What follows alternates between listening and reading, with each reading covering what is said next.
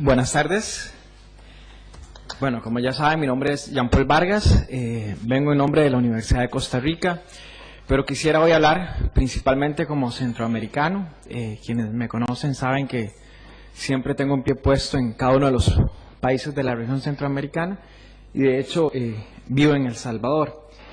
La presentación que yo traigo es un análisis empírico basado principalmente en dos pilares: una triangulación metodológica entre el análisis comparado de casos, específicamente el modelo heurístico y crucial, y un institucionalismo historicista con atenuaciones sociológicas.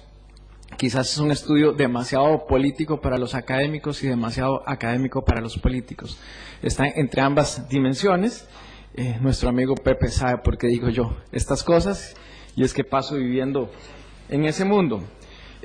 4 observaciones de partida. Primero, comentarles que existe una ausencia del análisis centroamericano puesto en común con América Latina. Cuando uno ve la mayoría de los estudios, de México pasa a Colombia y Centroamérica se lo brincan, ¿verdad? Como si fuese una laguna. 2, existen viejos y nuevos desafíos de una Centroamérica diversa, y es que los problemas que llevaron al conflicto bélico en los años 80 siguen siendo los mismos problemas hoy en día. Es decir, la falta de oportunidades económicas. En aquel momento era violencia política, hoy tenemos violencia social y la falta de oportunidades. 3, la descentralización como ausencia del Estado. Realmente cuando empezamos el aprendizaje es que los procesos de descentralización emergieron ante una falta de capacidad del gobierno central para atender las necesidades locales. Y hoy en día se ve la descentralización como un proceso de renovación del capital político partidario. Entonces, es común eso que han venido mencionando los compañeros, de que cada vez más se hace un llamado a ese discurso. Y finalmente, no puedo dejar de lado decir que existe una nueva configuración de las relaciones público-privadas que lleva a una integración compleja y vinculante entre los procesos de descentralización y centralización. Cada día vemos cómo se crean nuevos procesos, cómo se mejora la institucionalidad, pero al mismo tiempo convergen con tendencias centralistas. Y entonces aquí tenemos una presión. Y esto tiene que ver con qué es público y qué es privado, ¿verdad? Y tiene que ver desde luego con las capacidades de atención de las demandas públicas y la construcción de las políticas públicas.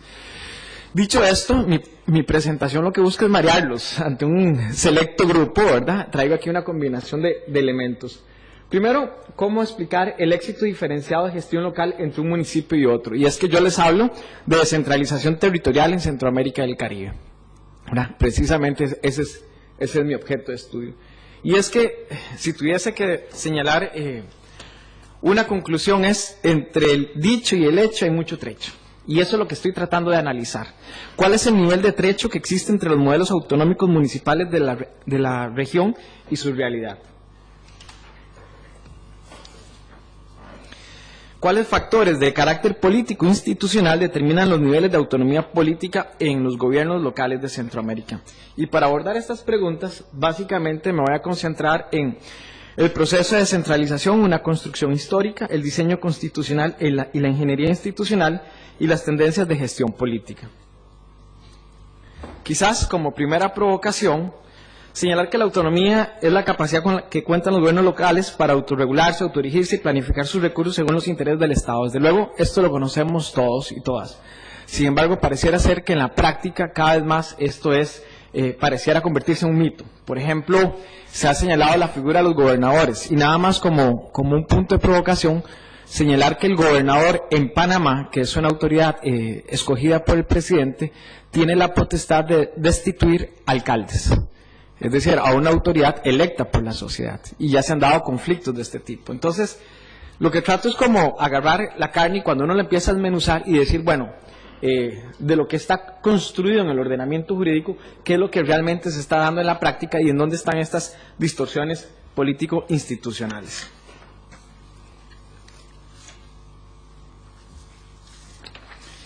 Comprender la autonomía municipal implica entender el grado de regulación, restricción y oportunidad definidos del Estado e instrumentalizados de las instituciones públicas, tanto en las capacidades presupuestarias, la transferencia de competencias, como en la posibilidad de generar políticas públicas que favorezcan.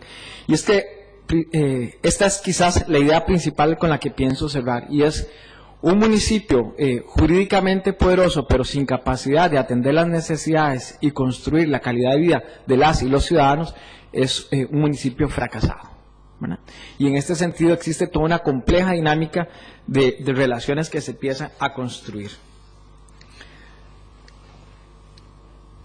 La segunda provocación de partida es que hablar de descentralización implica hablar de autonomía municipal, y para mí constituye la esencia para el desarrollo local, pues permite ejercer los asuntos que por su naturaleza institucional les son atribuidos.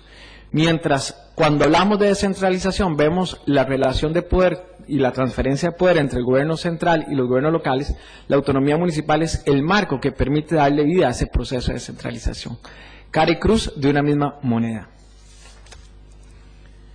Para tener un poco el ejemplo, quisiera presentarles rápidamente cuáles son las tendencias. Y es que me di a la tarea de identificar las principales reformas constitucionales y del marco del ordenamiento jurídico en cada uno de los países de Centroamérica. Y lo que podemos ver es que la tendencia regional es una tendencia por estar reformando los marcos competenciales. Centroamérica se caracteriza por tener marcos competenciales difusos. El único país que tiene una adecuada clarificación de las competencias propias, compartidas, concurrentes, es el caso de República Dominicana con la última reforma constitucional. De ahí en adelante se podría decir que la mayoría de competencias que dominan el ejercicio de la gestión local son lo que podríamos decir las competencias impropias, toda una serie de funciones que les corresponden a las autoridades municipales ejercer sin que tengan competencia. Y esto suena un poco extraño decirlo, pero tiene que ver ante la ausencia del Estado. Quizás voy a poner un caso concreto. El alcalde en Panamá, cuando hay un accidente de tránsito, es el que baja con la boleta y hace la boleta del accidente de tránsito. A veces cuando hay un cadáver, es el que hace la boleta para hacer el levantamiento del cadáver, ¿verdad? ¿Por qué? Porque la incapacidad de las instituciones del gobierno central para llegar en el territorio lo que hace es una sobrepresión de las demandas del alcalde, ¿verdad? Y del municipio. Y en ese sentido tenemos cosas que realmente vienen a generar ciertas distorsiones. Países como Guatemala tienen, además de las autoridades locales, las autoridades indígenas, que tienen que ver con un proceso cultural donde en algunos municipios tiene más poder la autoridad indígena que la autoridad local. Y entonces también convergen otro tipo de modelos, ¿verdad?, que vienen a generar presiones. Ahí todos y todas tienen la presentación y pueden ir viendo un poco los procesos. Quizás uno de los elementos más importantes a señalar es en el caso de El Salvador, que en El Salvador no existían los consejos municipales pluripartidarios. ¿Qué quiere decir esto? Los procesos electorales, cuando un partido político gana las elecciones, gana todos los puestos del municipio.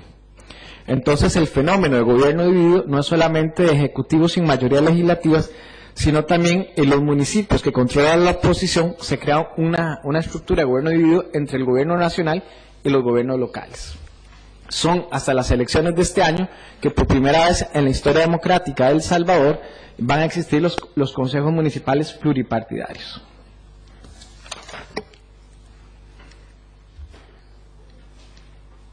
Ahí esta información les queda y si necesitan más detalles, como les decía, la principal tendencia que uno puede analizar en la región son reformas de carácter del marco competencial.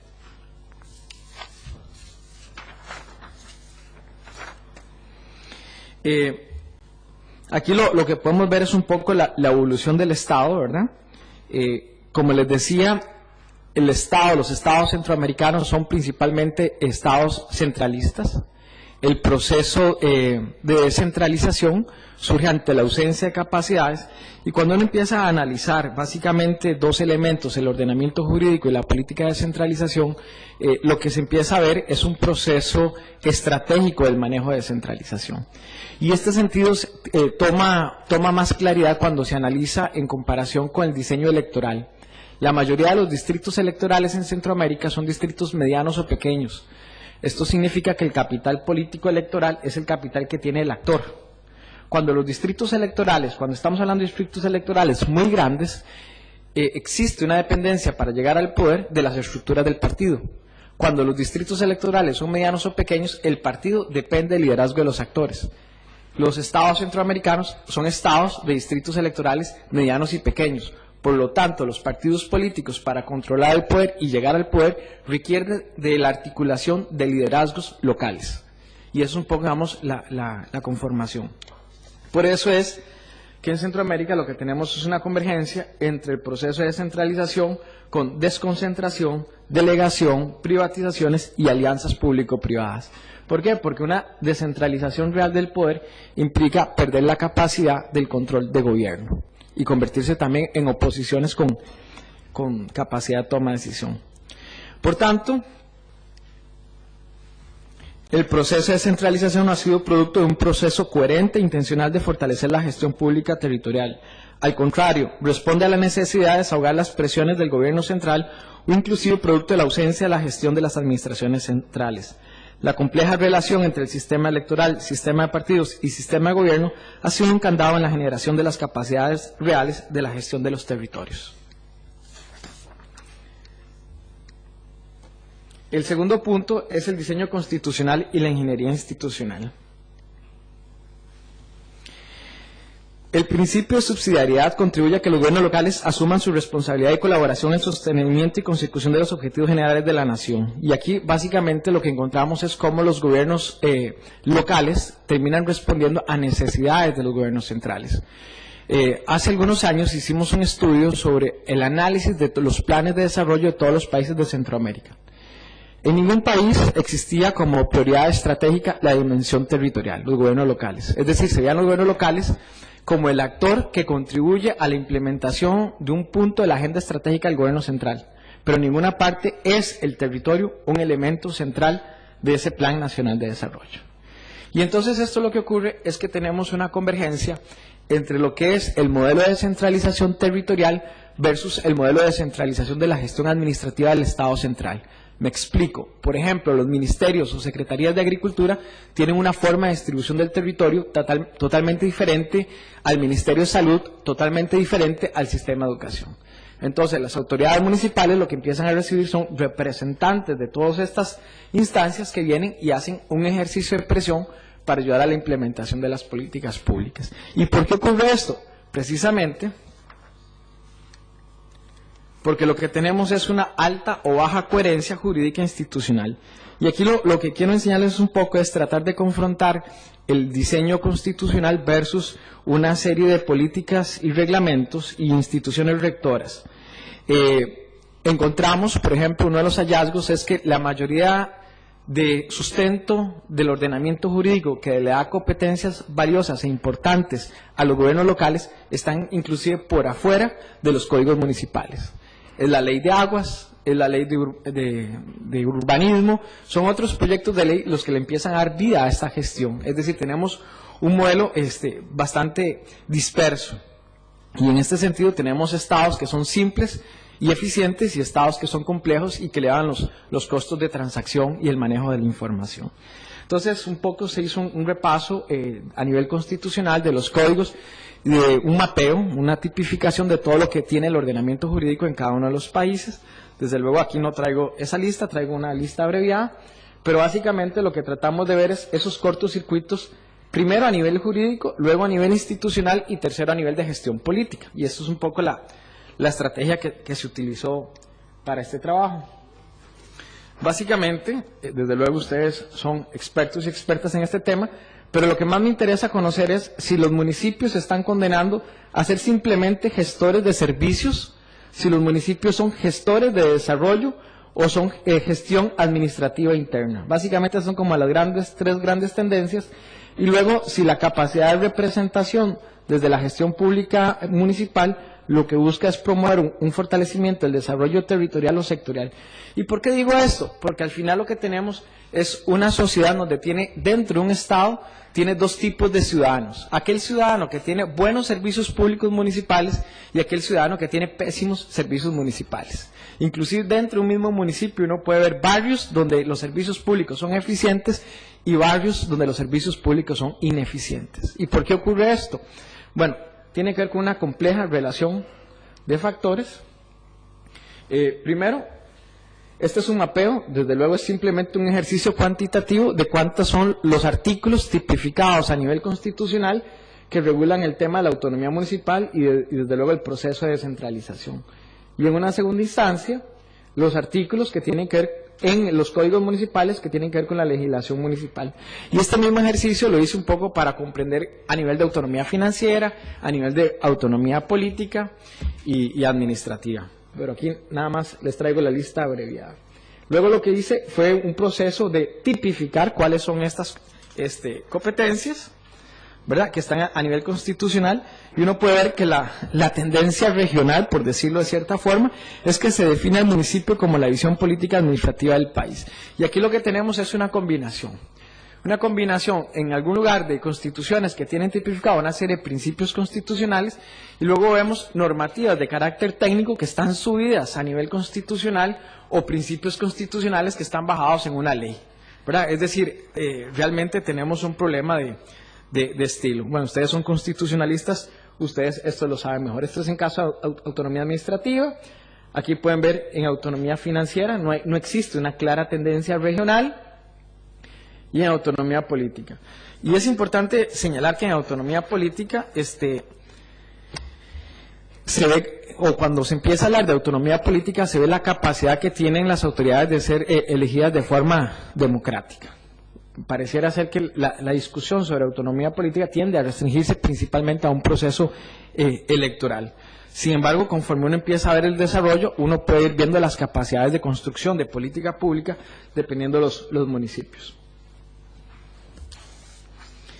Y desde luego, el proceso de centralización según los códigos y leyes en Centroamérica y República Dominicana. Entonces ahí básicamente se identificaron una serie de atributos, ¿verdad?, que se supone cuya existencia genera o condiciona la mejor capacidad. Tenemos algunas características generales del municipio, atribuciones administrativas y algunos condicionantes, ¿verdad?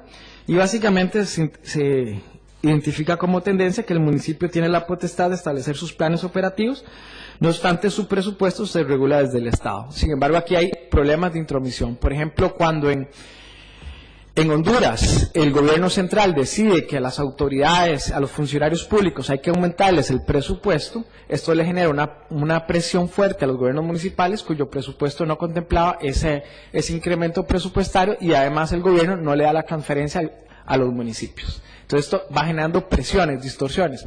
O por ejemplo la ley de planificación pública en República Dominicana, cuando decide que cada municipio tiene que tener un director de planificación y 3 personas más, y hablamos de municipios donde todo el municipio, incluyendo las autoridades políticas, son solo 10 personas, ¿cómo crear una unidad de este tipo? Y entonces lo que se empieza a ver es cómo se empiezan a construir modelos ideales, diría nuestro querido amigo doctor Tudela, separados de las instituciones reales. Y es un poco, digamos, la tendencia que encontramos en la región.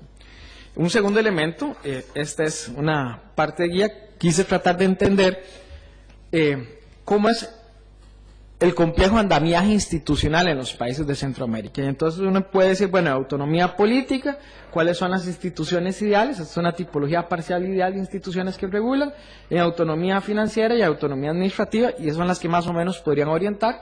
Y cuando aplicamos este esquema a los países, encontramos países con un estado sumamente complejo, donde los costos de transacción entre las instancias es realmente, tiene interlocuciones políticas difíciles, como Guatemala, versus otros países, como por ejemplo Nicaragua, que lo voy a poner por acá, Salvador, ustedes tienen toda esta información.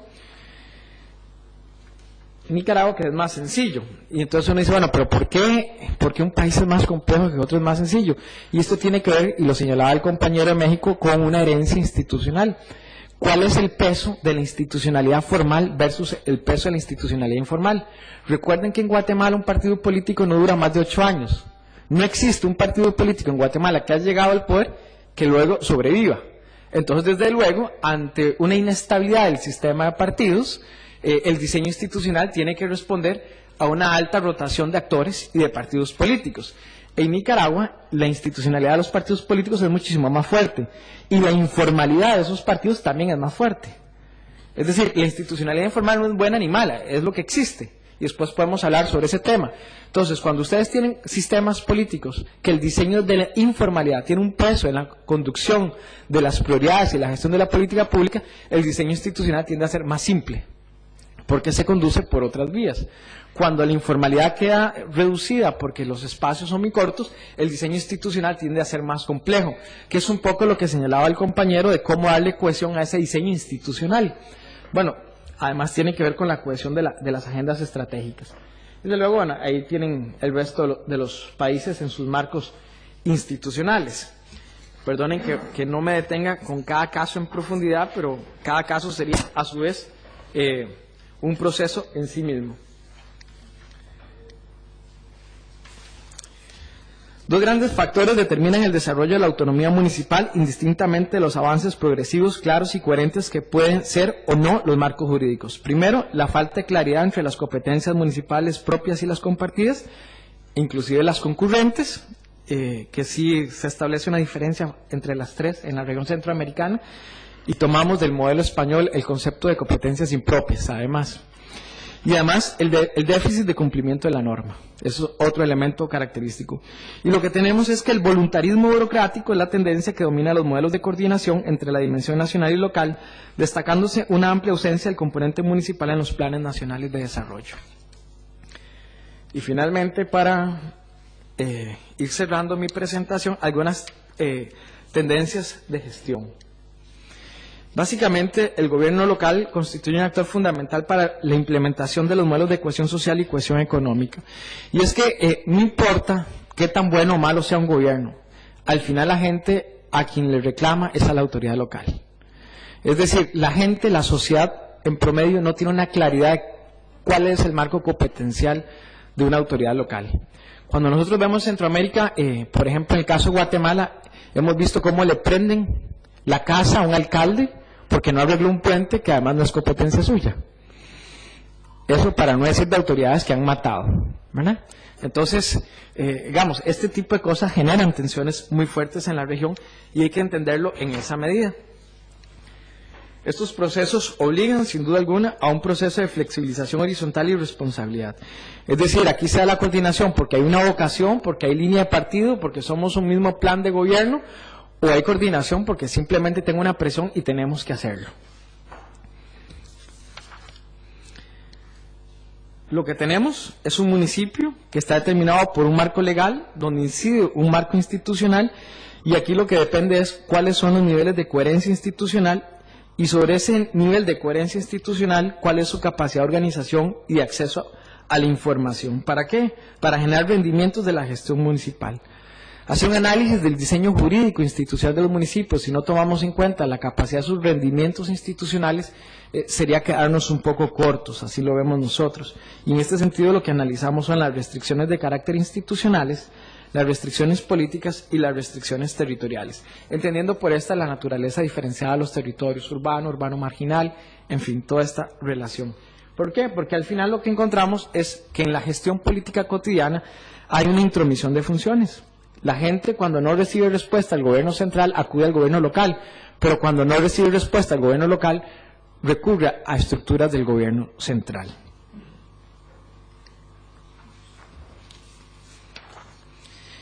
Existe una serie de distorsiones jurídico-institucionales en Centroamérica y República Dominicana, ¿verdad?, que tiene que ver desde luego con la fragmentación entre el marco jurídico-institucional, vacíos en la ingeniería del marco competencial, entre muchos otros factores, pero quisiera centrarme principalmente en estos otros. Nosotros tenemos la figura de diputados que manejan presupuestos muchísimo más altos que el municipio, que son de ayudas económicas que reciben desde el Parlamento para hacer obras sociales en el territorio. Entonces, ¿por qué yo voy a acudir a un alcalde que además tiene que pasar a un consejo municipal pluripartidario, que tiene que cumplir con todo un procedimiento dado en la administración pública para resolverme algo, cuando puedo ir donde el diputado que con una ayuda específica y una transferencia presupuestaria me resuelve el problema de una forma más rápida y más ágil? Bueno, este tipo de cosas ocurre cuando el alcalde es de oposición y el diputado es de gobierno, ¿verdad? Entonces esto genera ciertas presiones. Pero también tenemos la figura de los gobernadores. Los gobernadores en muchos casos también tienen presupuesto. En algunos países se es diputado para luego ser gobernador. En otros se es gobernador para luego ser diputado, porque ambas instancias manejan presupuestos y ayudas selectivas. Este es un sistema de incentivos, hay incentivos colectivos e incentivos selectivos. Y cuando se manejan estos incentivos selectivos se permite dar ayudas económicas a grupos sociales específicos. Y desde luego tenemos otra instancia que son los institutos de fomento municipal, que en algunas ocasiones contribuyen al fortalecimiento de los gobiernos locales y en otras son una institución paralela que trabaja inclusive en contradicción a los institutos municipales. Bueno, ahí está un poco la figura de los gobernadores en la región, un poco tipificado, y los mecanismos de coordinación que existe. Y al final lo que tenemos, en cuanto a las distorsiones internas del diseño institucional municipal, tenemos cuál es la relación de órganos submunicipales con vinculación al diseño institucional del gobierno local. Y es que empiezo a explicarme. El gobierno central estructura unidades de participación ciudadana, o hay dentro del diseño institucional mecanismos que canalizan dinámicas de participación ciudadana que están subordinadas al gobierno local y presentan proyectos de desarrollo entre el gobierno local, pero también hay estructuras de participación ciudadana que ejecutan proyectos de desarrollo local que no tienen relación alguna con los gobiernos municipales. Son estructuras que dependen de programas estratégicos de carácter nacional, ¿verdad? Y desde luego esto se da en aquellos casos donde hay gobierno dividido, municipios cuya mayoría o cuyo capital electoral son principalmente adversarios al partido de gobierno. La tendencia más o menos es esta, ¿verdad? La mayoría de los países tienen órganos municipales dependientes del gobierno local y aquí hay que ver sus capacidades de implementación operativa y de ejecución presupuestaria. Y ya para cerrar, esto es un poco, digamos, de la tipología en estas relaciones gobierno local con gobierno central, en tipo de gobierno dividido, cuando tenemos de tipo de sometimiento, demanda, recompensa, rechazo, regateo, negociación. Es un poco, digamos, una tipología. Y me voy a adelantar un poquito para decir, bueno, estos son principalmente las tendencias en cuanto a la capacidad de articulación y los problemas y presiones que se ven en la gestión de las políticas públicas entre el gobierno central y el territorio. Y quisiera también agregar el índice de percepción de la autonomía municipal, que fue un ejercicio que hicimos en el 2010 y luego lo replicamos en el 2012, que tenía que ver, primero, qué entienden los actores políticos por descentralización y autonomía, y empezamos a descubrir qué tanto saben ellos realmente, y uno de los hallazgos interesantes que encontramos es que la mayoría de los actores sienten y consideran que el diseño institucional, el ordenamiento jurídico es insuficiente, a pesar de que en algunas ocasiones su país demuestra que tiene uno de los mejores ordenamientos jurídicos comparados en la región, ¿verdad? Y un poco, digamos, estas son algunas de las tendencias que se le ponen. Por ejemplo, el Código Municipal faculta al municipio la capacidad para autorregularse y la mayoría de los actores políticos es bastante exigente. El Código Municipal es claro y coherente en su contenido. Cerca del 50% creen que esto es así. Y bueno, el estudio es más amplio, pero lo traía solo como a forma de acotación. Por tanto, la gobernanza territorial descansa en la capacidad de estructurar esquemas de gobierno en los cuales las relaciones entre el gobierno central y el gobierno local facultan una adecuada territorialización de las políticas públicas, contribuyendo así a la flexibilización de los diseños institucionales para dar respuesta oportuna, eficiente y eficaz a las necesidades prioritarias de la sociedad. Y en ese sentido, ¿qué entiendo por territorialización de políticas públicas? Eso. Es básicamente cómo a partir de una relación entre marco jurídico y marco institucional se puede articular el Plan Nacional de Gobierno con los planes locales y los planes estratégicos municipales. Se crean una serie de arreglos institucionales que generan coordinación intersectorial, adaptación a las necesidades y realidades del territorio, inclusión y participación de los gobiernos locales en las estrategias nacionales y se fomentan alianzas público-privadas en la promoción del desarrollo. Y desde luego todo esto depende de una capacidad de cambio institucional, ya sea por una fragmentación institucional, porque el bloqueo institucional ha afectado el desarrollo territorial o porque ha habido un aprendizaje de coordinación incremental. Y desde luego la tendencia que tenemos es un ejercicio de la soberanía territorial donde entra en competición la soberanía, digamos, de las políticas nacionales, de las políticas locales. Tenemos además las políticas sectoriales, el ejercicio de mancomunidades o federaciones de municipios que trabajan en economías de escala para atender problemas, y esto exige un proceso de planificación, coordinación interinstitucional, intersectorialidad, redes multiactoriales que lo que permiten es una reconfiguración de la división político-administrativa para poder generar estas llamadas territorialización de las políticas públicas. De cierre, La existencia de diseños institucionales municipales inapropiados impedirá la creación de incentivos y de coordinación político-social para la construcción de modelos sustentables de cohesión social, territorial y económica, situación que a su vez restringe la capacidad de los actores políticos e institucionales para la generación de agendas alternativas de desarrollo. Muchas gracias.